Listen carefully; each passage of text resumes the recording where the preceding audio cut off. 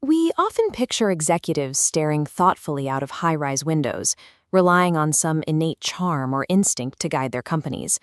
The popular assumption is that you either have this natural aura or you don't. But when a business actually stalls, the root cause is rarely a deficit in personal charm. Companies falter when their underlying operational frameworks break down. This presentation slide clearly outlines what leadership actually is. It defines it as a concrete set of tools, behaviors, and capabilities that anyone can learn. Effective management means taking those learnable tools and applying them to help your team grow.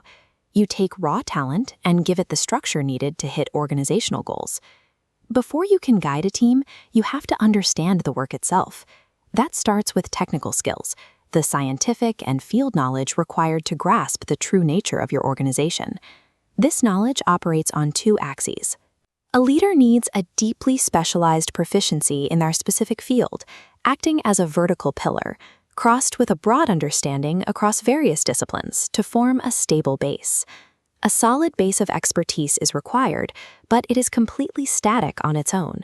Knowing the facts doesn't automatically move a project forward. To actually drive a team, you have to activate that static knowledge using two distinct mechanisms: decision-making and problem-solving. Understanding the exact difference between making a choice and fixing an issue is what turns a highly knowledgeable employee into an effective leader. The first mechanism is decision-making. This is the calculated process of reviewing multiple options and selecting the single best alternative to achieve a specific objective. Choices form a hierarchy. At the top are strategic decisions, long-term, future-oriented choices by senior executives. Below that, middle management handles tactical choices, translating strategic vision into physical implementation. Finally, the ground floor handles routine, repetitive daily calls to maintain baseline operational efficiency. Regardless of the level, a leader needs a systematic way to execute these choices. This brings us to a formal 7-step decision-making funnel. You start by identifying and analyzing the exact problem. Then you develop and evaluate alternative solutions. Once you select the best alternative, you implement it and, crucially, review the final outcome. Sticking to this structured process guarantees your organization is steered by rigorous logic, rather than relying on arbitrary guesswork. If a decision sets your destination, problems are the inevitable obstacles blocking your path along the way. This section defines overcoming obstacles as a process requiring higher mental functions and creative thinking.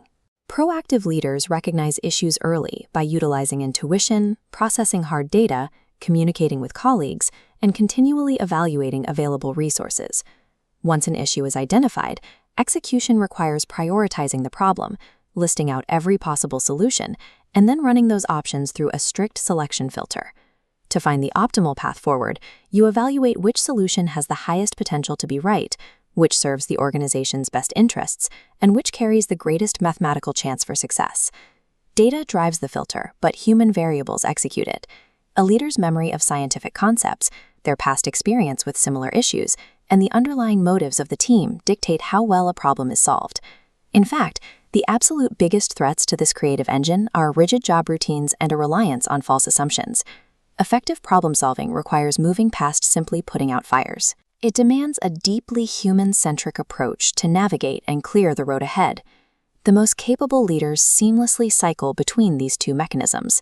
They constantly chart the course through precise decision-making, and they actively clear the roadblocks using structured problem-solving. Look closely at the final step of the problem-solving list. It dictates listing the exact causes of an issue and finding out how to avoid it in the future.